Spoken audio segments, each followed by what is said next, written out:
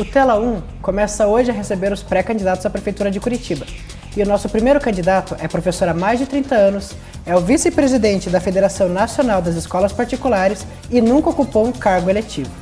Bom, eu recebo aqui Ademar Pereira, que é o pré-candidato do PROS. Bem-vindo, Ademar.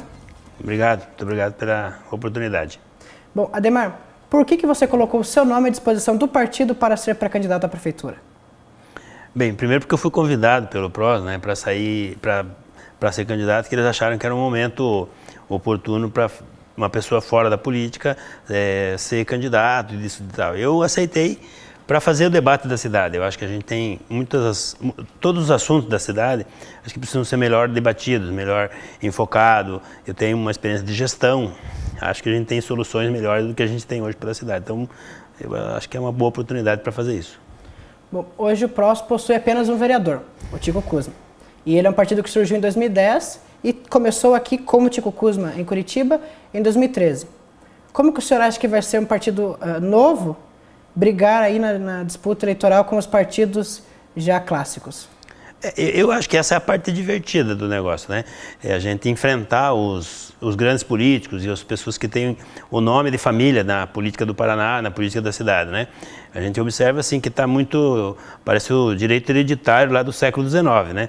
É uma discussão muito assim, é o filho, o neto, o filho do prefeito, o cara já foi prefeito. Então acho que vai ser interessante fazer esse debate, né? Essas pessoas tiveram já a oportunidade de fazer uma cidade melhor, de termos coisas melhores. E até agora ainda não demonstraram que podem. Então eu acho que vai ser interessante esse debate. Uma das maiores bandeiras do seu partido é a diminuição de impostos. Como que o senhor pretende fazer isso caso a eleição se confirme, a eleição do partido para a eleição à prefeitura e o senhor chegue a ocupar a prefeitura de Curitiba? Primeiro, hoje eu sou pré-candidato, mas o partido, isso é para valer. Ou seja, nós temos uma convenção já marcada para o dia 23 de julho, né? E está tudo resolvido. Eu serei o candidato do partido a prefeito de Curitiba, né? A segunda questão, desculpe, eu fui explicar uma aí.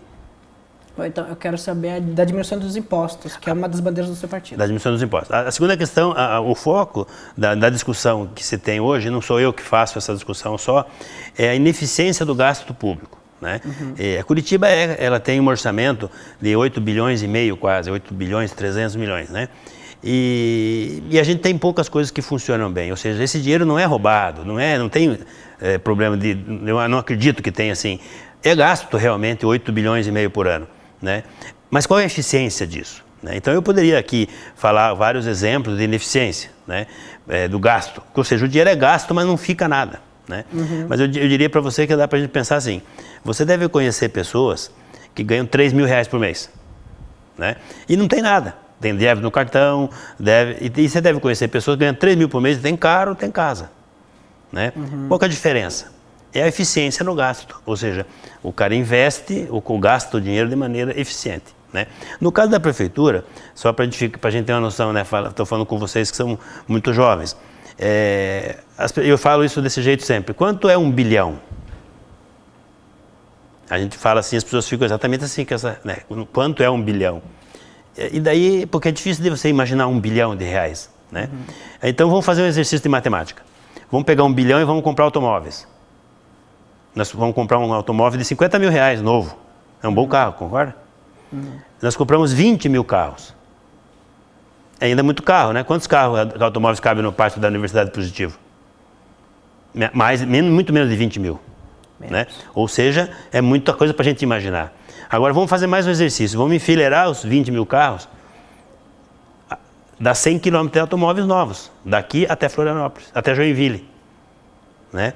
Então, aí já dá para ter uma noção de quanto é 1 bilhão.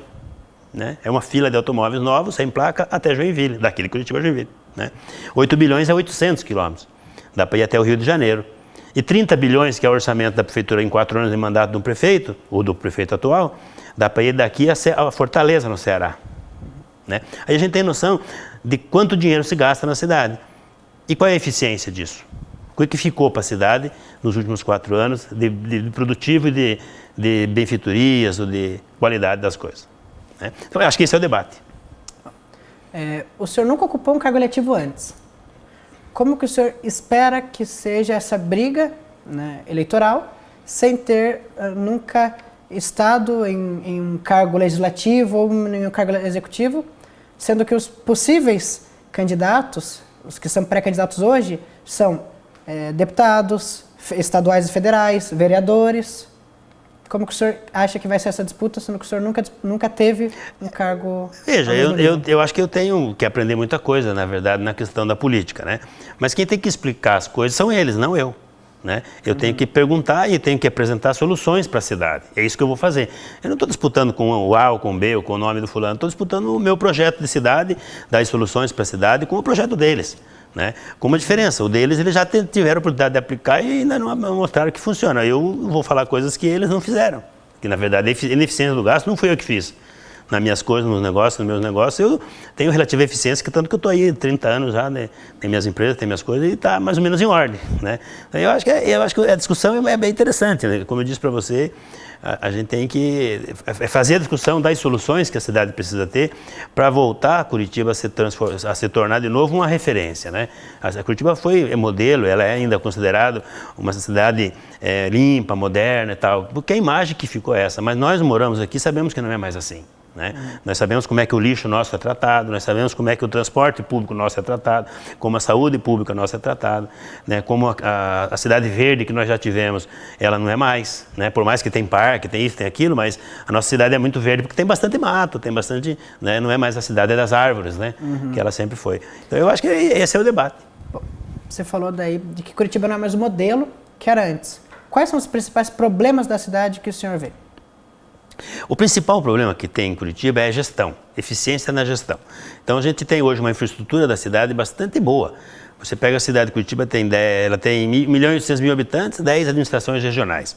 Então tem 10 estruturas de prefeituras regionais, mas não tem nenhuma autonomia para cada uma dessas estruturas, por exemplo. Né? Você pega na área de saúde, nós temos 110 unidades de saúde e 8 ou 9 UPAs. Né? E temos 10 grandes hospitais de referência privados e filantrópicos. Né? Ou seja, Curitiba tem uma infraestrutura muito boa, mas ela não, por que ela falta então? Falta prestar um bom serviço. E o serviço não é prestado pela infraestrutura, ele é prestado pelas pessoas que prestam o serviço. Né? E precisa fazer gestão de pessoas para fazer isso. Né? Você pega no transporte público, por exemplo. Nós temos em Curitiba, as empresas que prestam serviço aqui são as mesmas empresas que prestavam serviço há 30 anos. Elas já prestaram um bom serviço, por que agora pararam de prestar? Será que é a incompetência das empresas ou é a incompetência do Estado, do município em gerir esse sistema?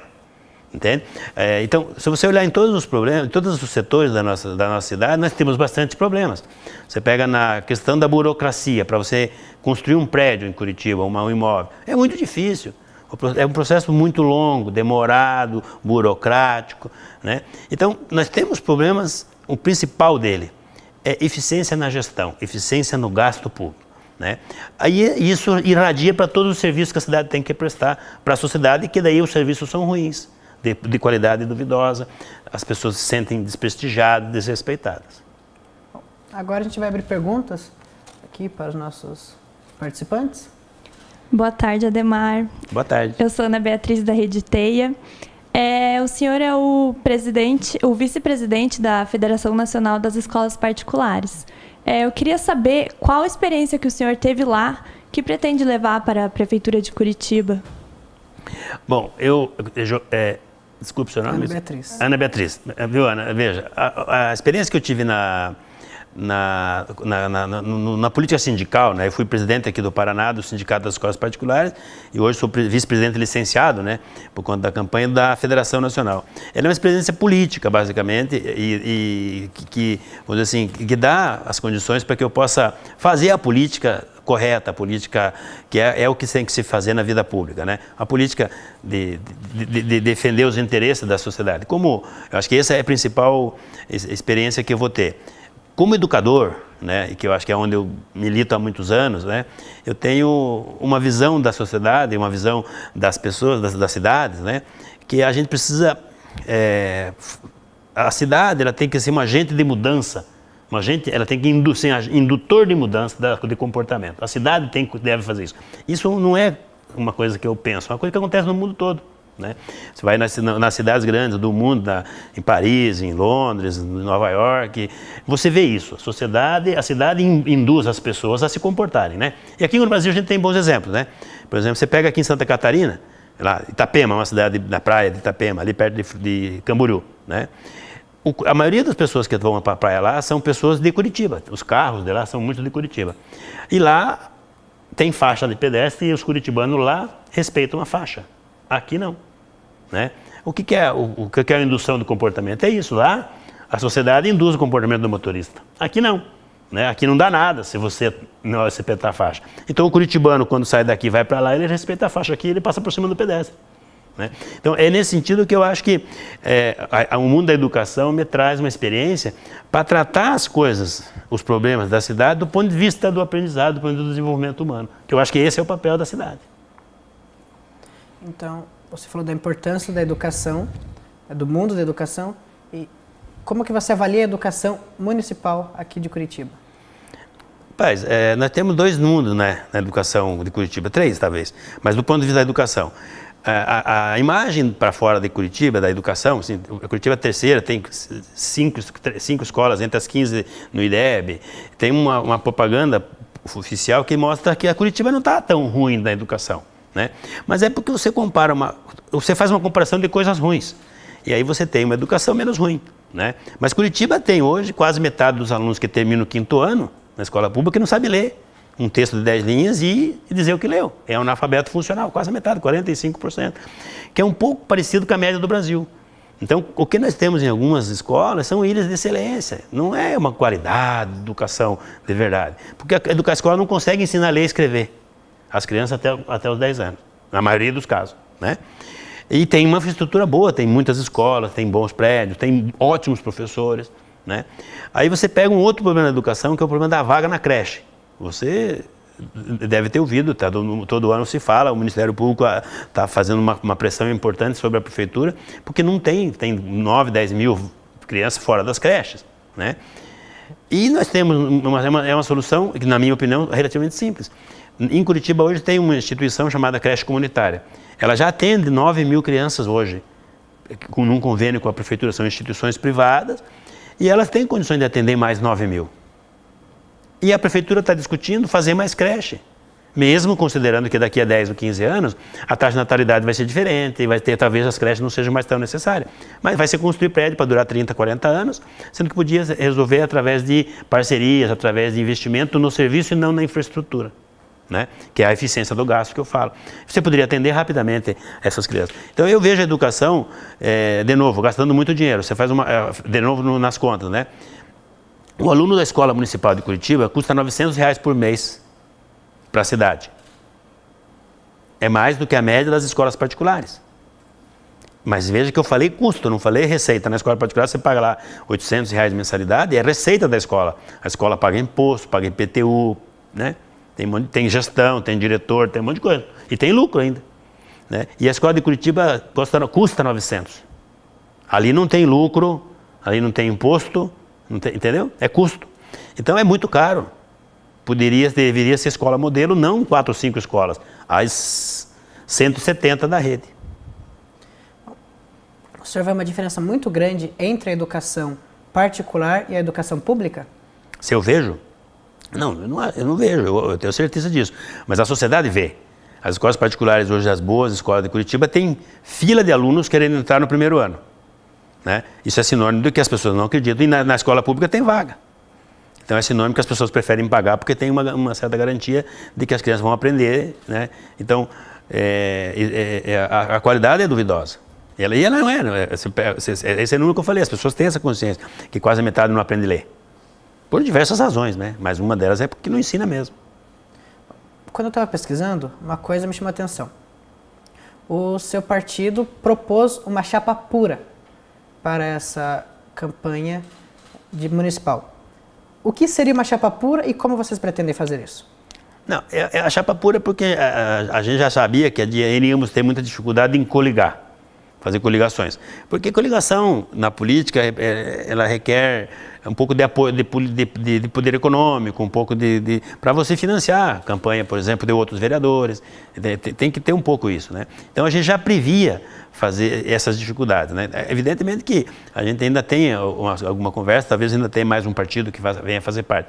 Mas o pura no sentido é que a gente quer eleger gente nova, né? O partido quer eleger gente nova. Então o único vereador do partido é o Tico Kuzma, né, que já tem 2 ou 3 mandatos, né, e os outros todos são pessoas que nunca ocuparam ou que já tiveram uma ou outra experiência como candidato, mas são gente nova na política, como eu, que sou, né, estou estreando assim. Então a ideia de ser de pura no sentido de gente que não está viciado na política, seria mais nesse sentido, entende? Hoje a governabilidade é importantíssima, principalmente pela grande quantidade de partidos que nós temos. E o senhor acha que não ser coligado com outros partidos ou ter uma coligação pequena pode dificultar um eventual mandato na prefeitura? Não, eu acredito que não. Eu acredito que, claro, que o prefeito que se eleger, independente das coligações que ele tenha, né, ele precisa fazer política. A Câmara de Vereadores ela é determinante na gestão da cidade pelo papel que ela tem de fiscalização, com o papel que ela tem que fiscalizar mesmo. Mas para aprovar projetos importantes, você precisa fazer política com a Câmara, você dialogar com eles, né? À medida que você tenha projetos e propostas factíveis e que vão indo em encontro com a população, a Câmara de Vereadores, independente do partido que esteja, não deve fazer uma oposição contra a cidade, vai fazer a oposição contra coisas que não vão a favor da cidade. Então eu não acho que seja difícil isso. Vamos fazer mais uma pergunta então?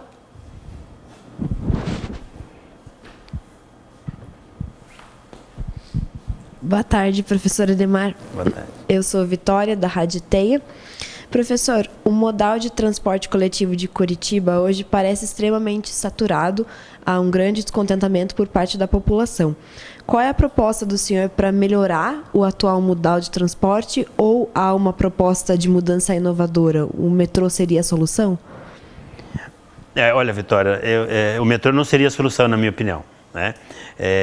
Eu acho que o modal de Curitiba é bom. O problema está... Ele é bom no sentido técnico. Tanto que é copiado em 200 capitais do mundo. O problema do nosso negócio é assim, quem está insatisfeito com o sistema de transporte de Curitiba é o usuário só. A prefeitura não está insatisfeita e o prestador de serviço também não está muito. Ele está agora um pouco porque tem a questão da tarifa técnica e está perdendo, saiu na imprensa, acho que antes de ontem, perdeu 800 mil usuários por mês. Os 8 mil de tarifa que está sendo deixando de pagar, né? Mas isso é por insatisfação do usuário. Né? Por que é insatisfação do usuário? Porque o usuário, eu publiquei até um videozinho na internet falando disso, né? Hoje quem paga o sistema de transporte coletivo da cidade, quem paga o custo do sistema é o usuário, o cara que paga a tarifa, né? E ele paga e só pode usar 2 passagens por dia, né? Para ele se movimentar na cidade, ele precisa viajar pela cidade. Ele pega um ônibus no SIC, vai no campo no Pinheirinho, daí pega um outro que vai não sei aonde. Ele gasta em média o dobro do tempo necessário do que se ele pudesse fazer a integração onde ele quisesse, ele gastaria metade do tempo, né? Então não faz sentido. O cara que paga o sistema, ele só pode usar 2 passagens. Isso seria muito natural, no mundo todo é assim. O cara que é usuário do sistema, ele tem um cartão por mês. Ele que use quantas vezes ele quiser, ele já paga o sistema, né? No mundo todo é assim, o cara que é usuário.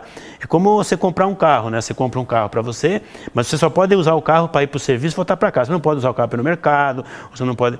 Né? O cara que compra o transporte coletivo, ele deve ser usuário frequente e ele optou ou necessita disso.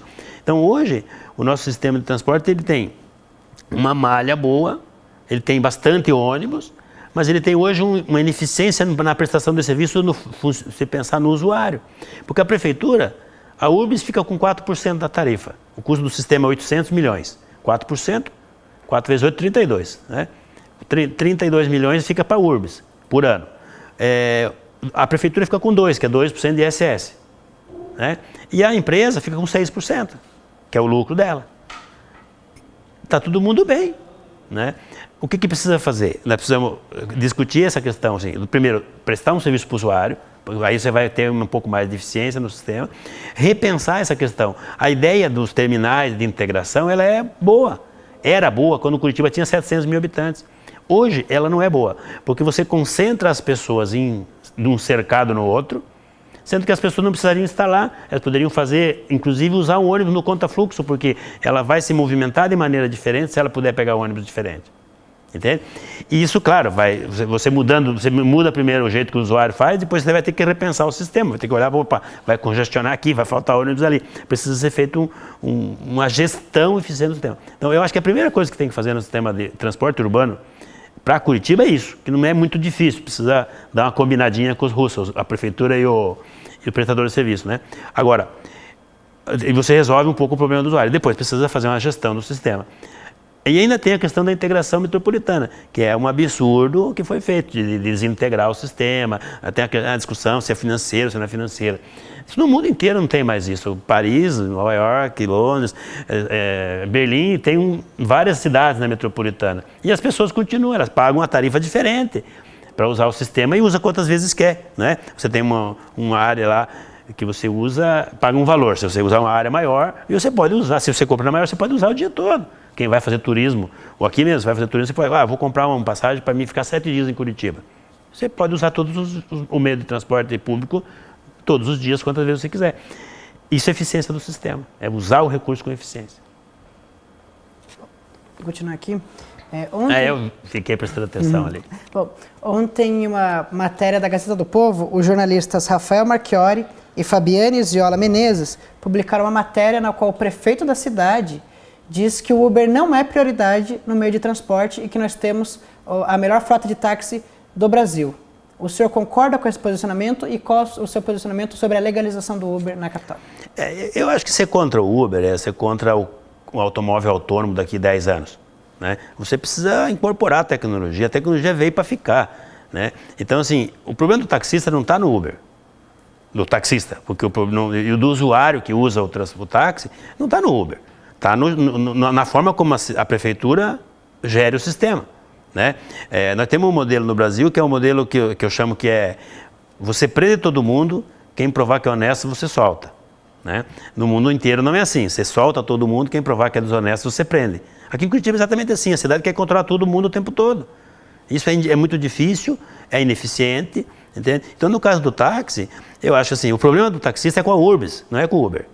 O taxista paga R$ 1.500 ou R$ 1.800 de taxa para poder operar, porque é o imposto que ele paga. Ele é altamente fiscalizado pela Urbis, com multa, com não sei o que tá, na minha visão, está errado. O taxista não deveria se queixar do Uber, deveria se queixar da Urbis, da prefeitura. Né?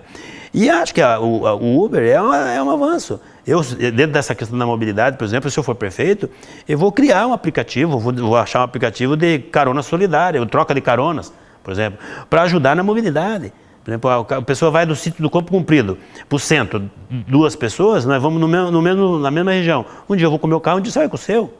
Nós tiramos um carro da rua e vamos no mesmo lugar, na mesma região, nós podemos combinar isso. Né? Nós temos que fazer um sistema de van executiva, para as pessoas deixarem o carro em casa, aquelas pessoas que só vão para o serviço e voltam para casa. Entende? Nós precisamos ter isso. Já que o senhor está falando, então, dos meios de transporte, o metrô foi proposto nas 2 últimas campanhas fortemente, e outros modais de transporte também, como o VLT, e chegou a ser lançado ainda, na gestão anterior a essa prefeitura, um edital do metrô. O metrô, a princípio, era previsto para a Copa de 2014. Depois foi jogado para os anos de 2020. E o edital foi cancelado, depois foi relançado, cancelado de novo e agora não tem data para um novo edital. O que o senhor pensa do metrô ou de um VLT, um veículo alternativo? Eu acho que precisa pensar num projeto de transporte de massa e não é o metrô, na minha opinião, para você fazer a integração da cidade de Curitiba com a metropolitana. Então tem que pensar nisso. Né, para ligar esses eixos com um veículo, um transporte com maior capacidade e que possa fazer essa integração mais barato do ponto de vista do usuário, que seja um custo mais barato da operação dele. Né. Eu acho que o metrô está fora de moda.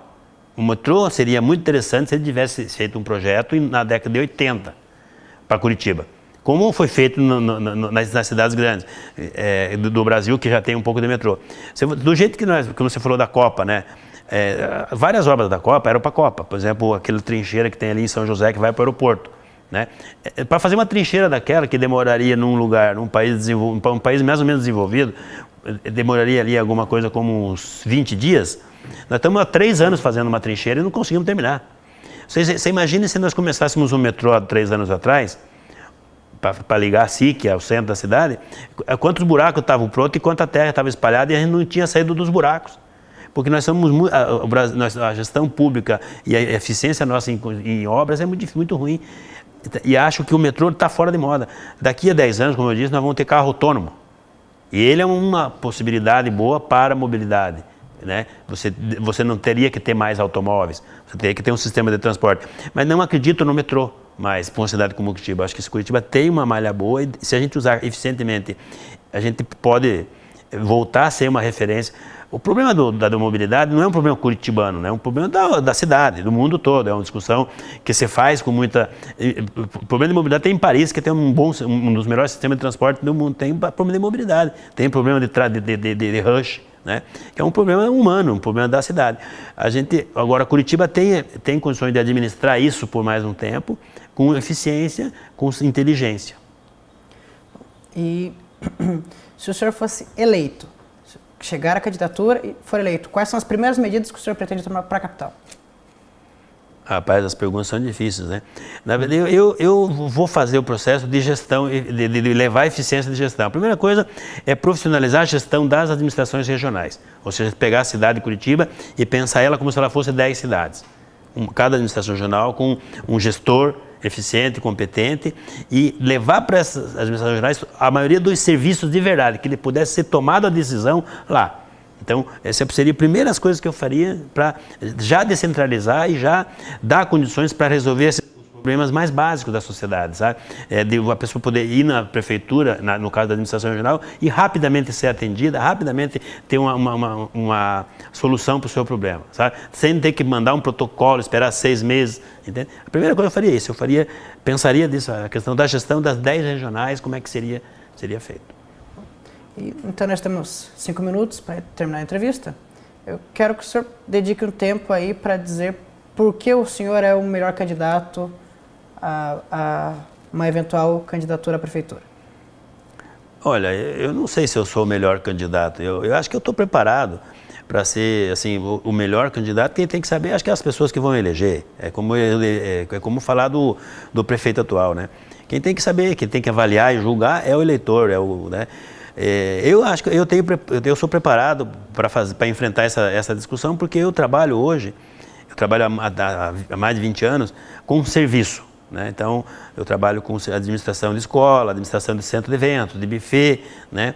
E serviço tem umas peculiaridades, né? Que eu acho que eu tenho essa experiência, eu tenho uma formação de gestão de pessoas e tal, e a experiência disso. A cidade não é nada mais do que isso, um grande prestador de serviço. A cidade, ela é serviço o tempo todo. Uma parte dos serviços são prestados pela cidade e uma grande parte dos serviços são prestados pelas empresas que estão na cidade, né?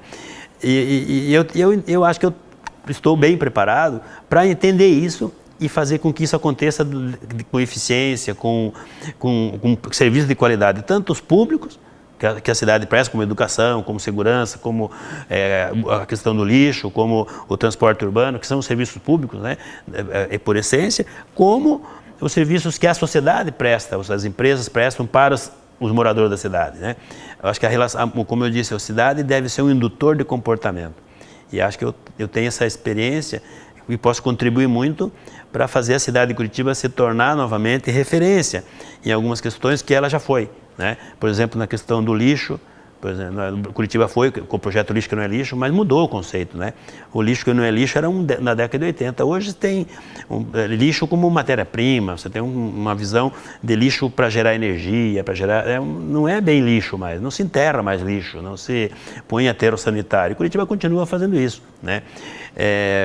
Você voltar a ter, por exemplo, Curitiba tem uma característica na área de saúde, a gente tem condições de ser vanguarda na questão de pesquisa genética, porque temos aqui expertise para isso, né?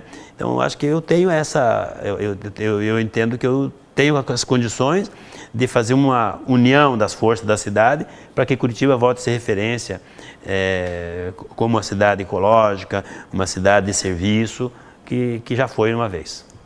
Então, o senhor tem um minuto para se apresentar ao eleitor curitibano como pré-candidato. Bom, falar da gente é difícil, mas eu posso falar rapidamente o seguinte: eu sou filho de agricultores, vim para Curitiba fazem 30 anos, nasci no Rio Grande do Sul. Né? Tenho 2 filhos, 2 netas, um casal de filhos, 2 netinhas, né? E as 2 netas talvez seja a maior a resposta por que você se mete nessas coisas, né? Por elas, né? A gente chega nos 50 e poucos anos e a gente tem algumas coisas que a gente gostaria de fazer não pela gente, mas pelas pessoas que são importantes para a gente. Então, acho que essa é uma das questões. Eu tenho 54 anos, vou fazer 55, acho que ainda tenho uns 15 anos aí para trabalhar bastante, e acho que é um desafio muito legal se a gente puder contribuir com a cidade. Muito obrigado pela presença, Ademar. Bom, nós recebemos a Ademar Pereira, que é pré-candidato à Prefeitura de Curitiba pelo PROS. A nossa entrevista fica por aqui e o próximo candidato que nós receberemos é o deputado estadual Requião Filho. Então, até o próximo Tela 1.